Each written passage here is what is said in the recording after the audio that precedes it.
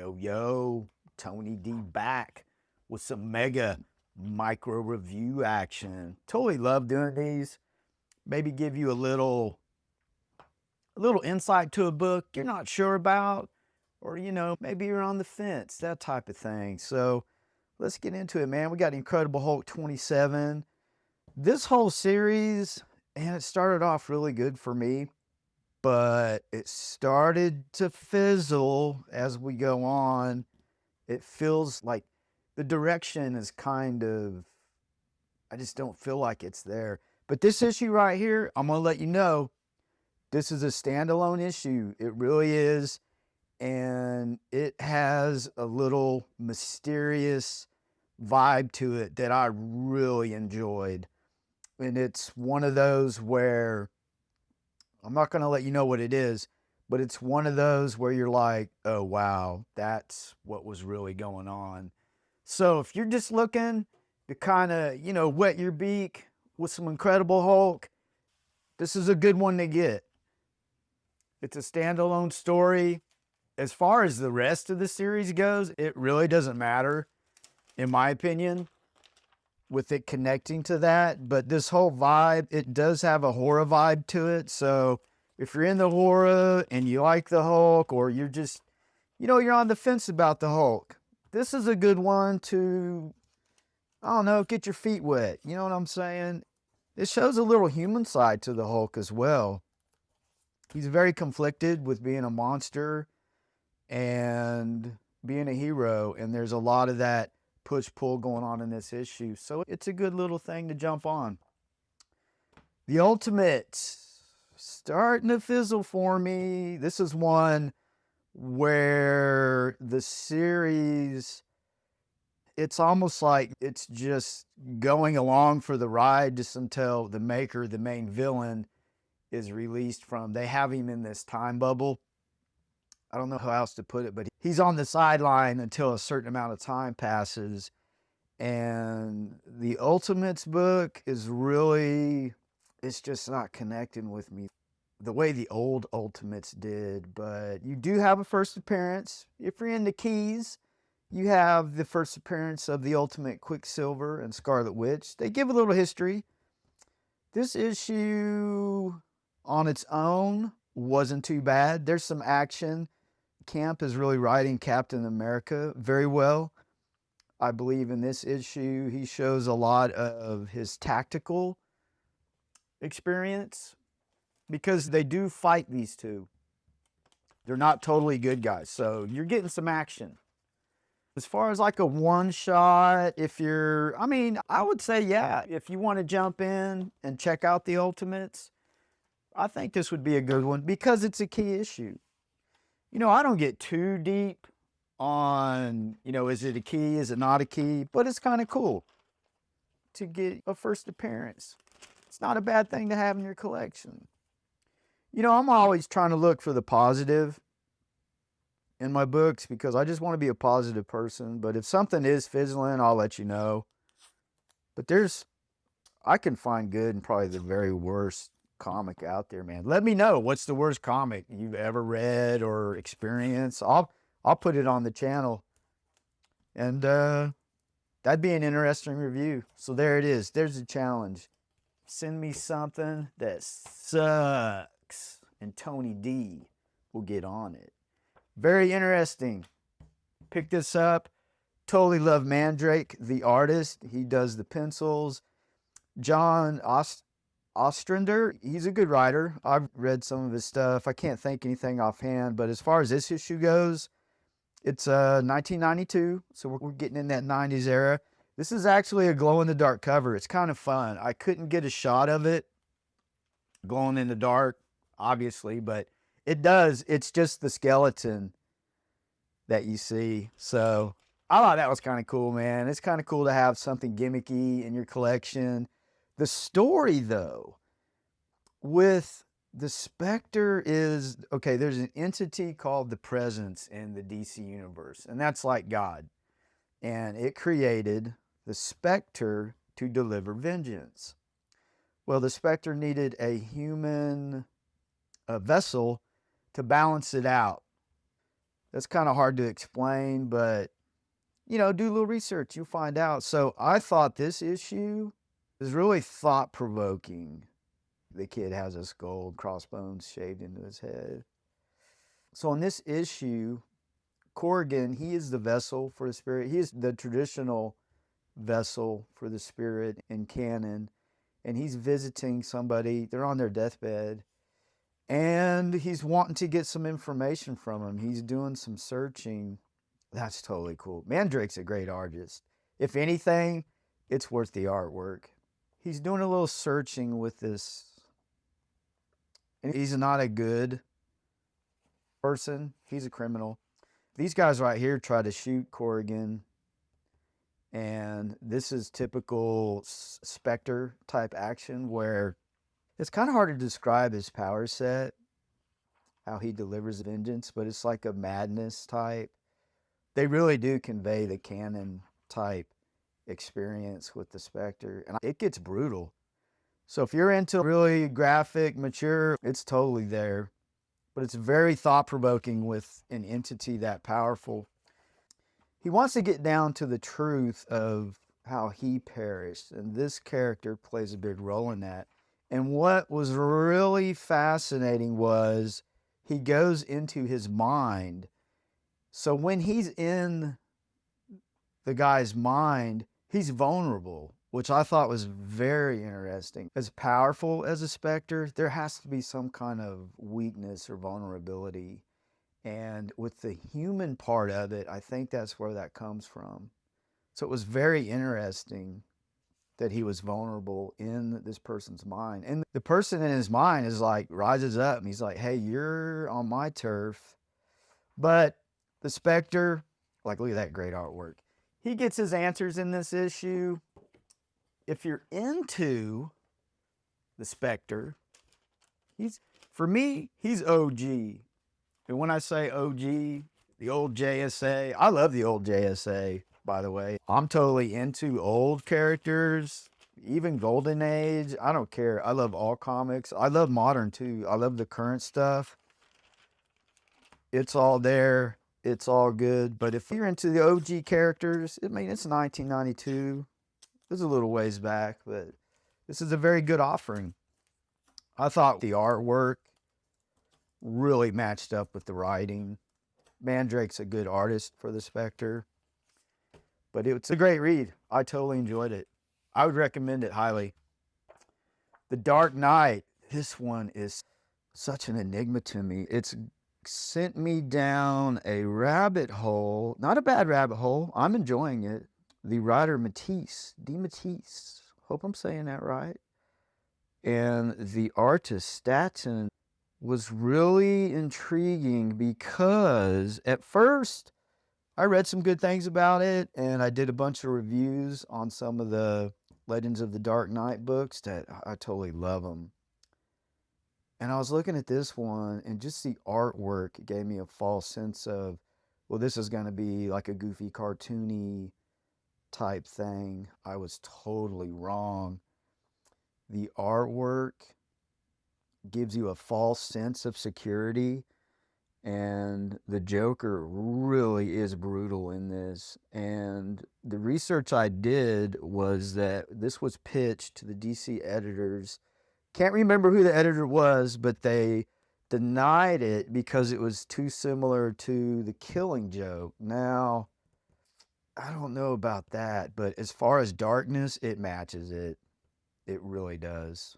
The Joker does some dark stuff in here that it's hard to get away with, if that makes any sense. But the artwork, I was totally wrong. Like, Staton, he is known for the cartoonist flavor, but it really, once I started reading it, I couldn't stop. I really couldn't. I just kept going. And the writing is on point. Yeah. I'll show you one thing that he does. It's a micro review. So to give you how dark this went, he kidnaps a politician, councilwoman, and he's telling her jokes. And he gets to a point where he's like, you're not laughing. And then he just like, he beats her, man. That's seriously dark. And that's when I was reading it and I was like, wow, this isn't just some cartoony type book, but there was also, they have these, this is brilliant. They have these, he's watching Charlie Chaplin movies and they go like this, kind of like a grainy, I don't know, like a photocopy, but he does some more of that. They do some more of that in here, and I thought it was just perfect. Is there any more of that? Yeah, like right here. So there's some creativity, and yeah, right here too. And these interactions went really well with what's going on in the Joker's head. So this is the beginning of him going sane, and he thinks he kills Batman. The setup is really great, and oh, it's just, he thinks he kills him. So that, I have the other 3 issues that go along with this. I'm totally gonna read them, and I may do a major review, like a big review of them, because it was so intriguing, and they're very affordable. But with the art giving me that false sense of security, it was really a surprise for me. And I would highly recommend this if you are a Batman fan. This is from the 90s. If you missed out like I did on a lot of that, Legends of the Dark Knight, I highly recommend going sane, especially if you're a fan of the Joker. And not just the Joker, the Dark Joker, because he is extremely dark. So, opened up a door for a lot of history. A lot of, DeMatteis also gave us Kraven's Last Hunt. I didn't know that as well. I'm hunting those down, and your boy's going to get them and review them. I went ahead and bought Civil War 5 and 6. I had the whole series. I had a long box stolen from me, which really sucked. But hey, you know what? This gives me an opportunity to get into some more, and I don't mind rebuying them. This was a great series. The reason why I bought 5 and 6 is where the Punisher shows up, and there's some interaction here with him and Captain America, and the mini review of that, I'm going to do a mega review for sure, but you really see the Punisher on full display, his code.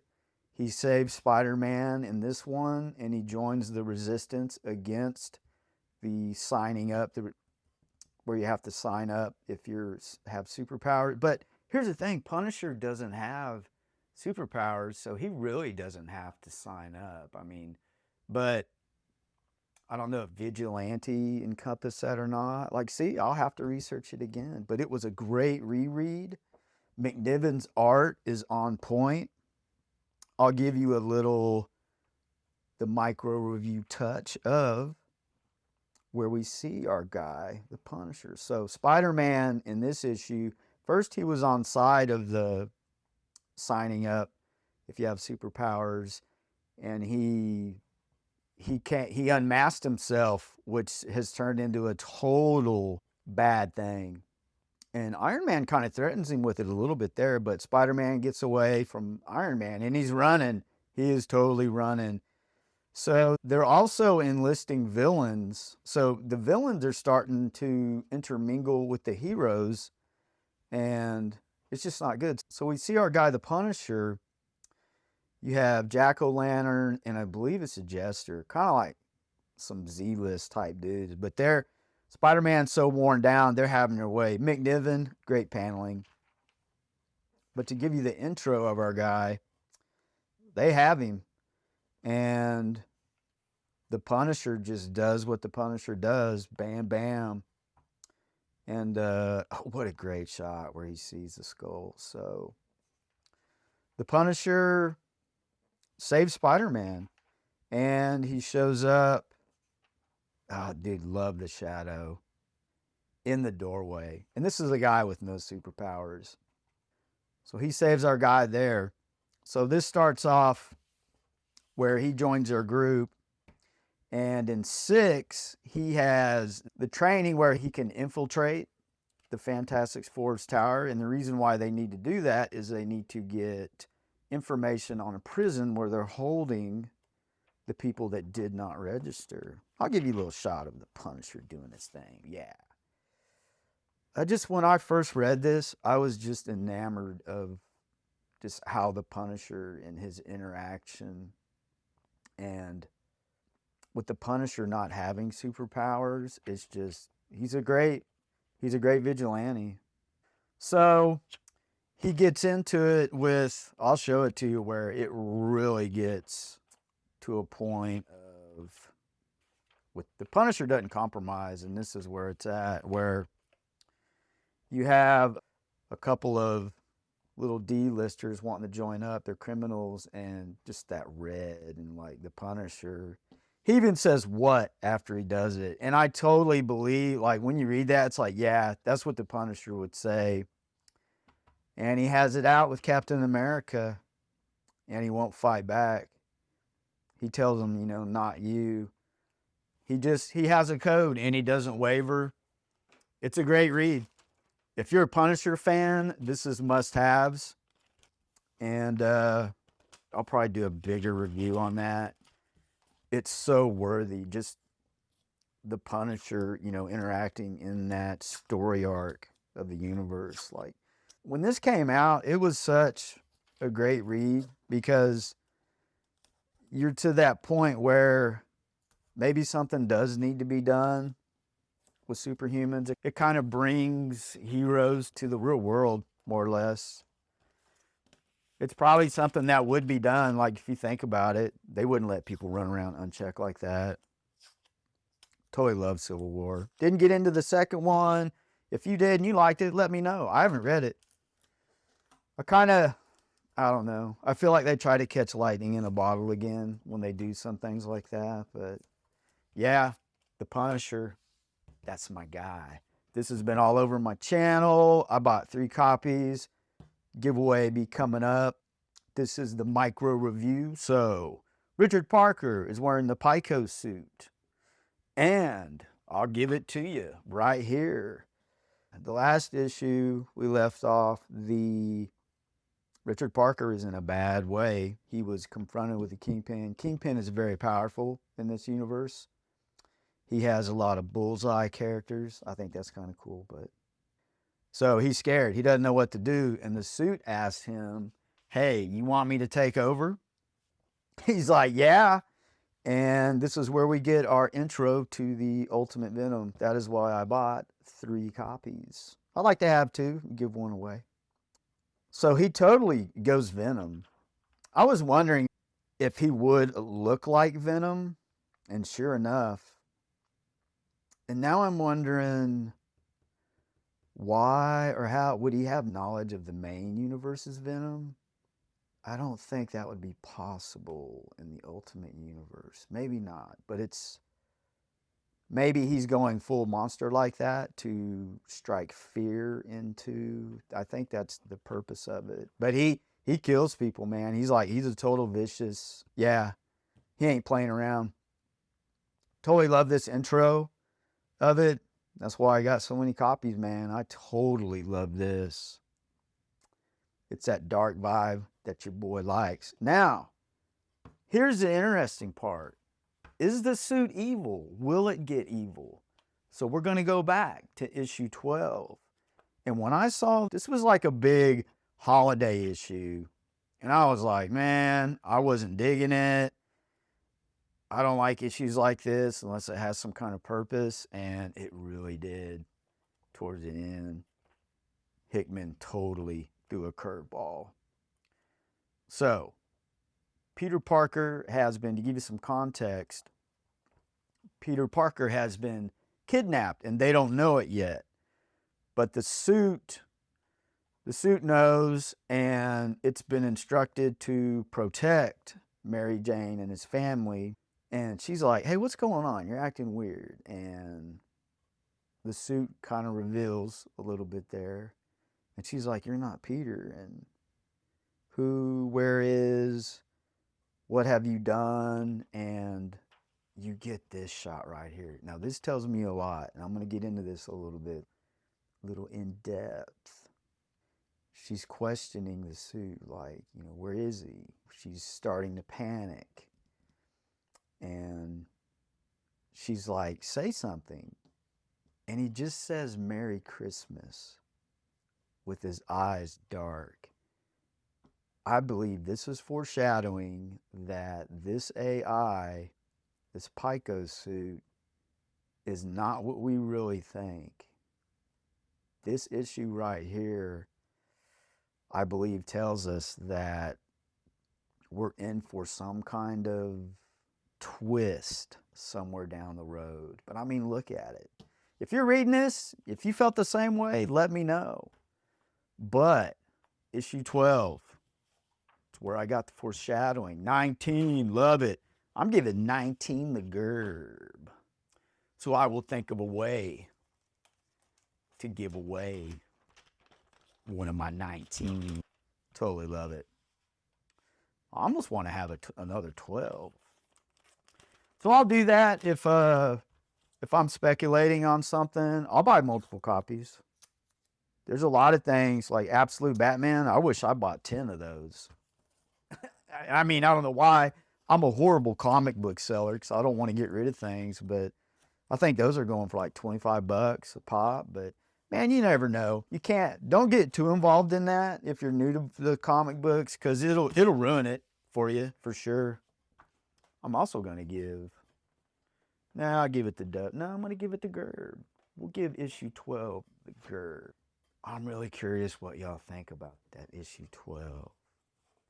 And also it lends to modern day AI technologies. There's a fear there that some people have.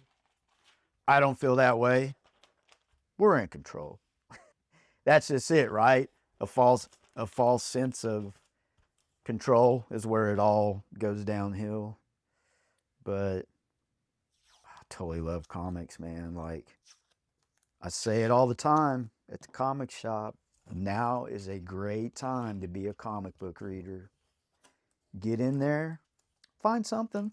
It's cool. It's actually an affordable hobby. Even with comic books, the price they are nowadays, it's still affordable. If someone wants to buy me a birthday gift or Christmas gift, I'm like, get me this comic here. And it could be one that's like $20. But man, there you go. Outro.